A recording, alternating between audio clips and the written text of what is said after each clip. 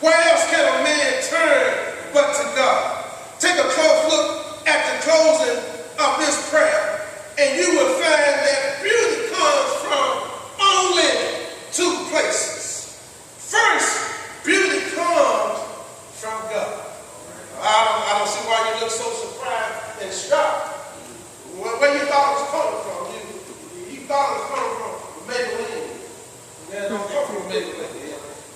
You know, you may have thought it was coming from Christian Dior, but that ain't where beauty comes from. It says, first of all, beauty comes from God.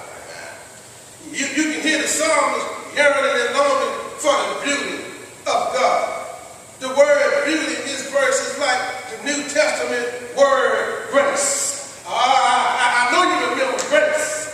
Some of y'all sitting like, you don't remember grace. I ain't talking about grace, Kelly. I'm talking about the grace that brought you here this morning. As old preacher said, grace brought you here. Grace kept you here. Grace woke you up this morning when we was out there running, doing our thing. Grace kept us alive when we were running, ducking, dodging, tripping, and dipping all through the street. Grace kept us alive when we were ducking and dodging and peeping and hiding, looking to see what could we do. Grace kept us here. I know we holding the bigger movements out there in the world. I ain't going to testify because that's my business, but I can tell you this, grace kept me. That's what grace does. Grace is something you get that you don't deserve. That's why I love my Father God and Jehovah, because He gives me even when I don't deserve it. He don't wait for me to get right. He helps me to get right. That's why I love Him. Let me hurt. It says first beauty comes from God. It says the word grace means loving kindness and tender mercy.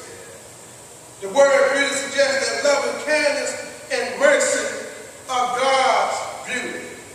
The psalmist's prayer that this beauty may be upon us, let us know that it is given to us from heaven above, that it flows down like the dove that fell upon Christ's anointed head at His baptism.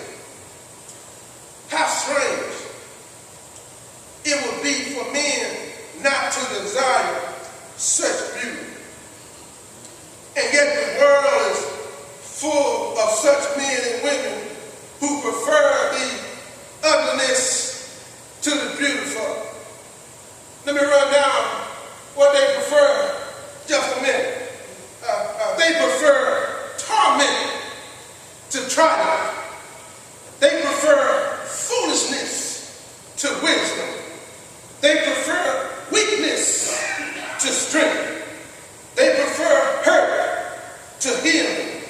They prefer discord to harmony. They prefer burdens to blessings. They prefer loneliness to true love. They prefer filth to forgiveness. They prefer sorrow to joy.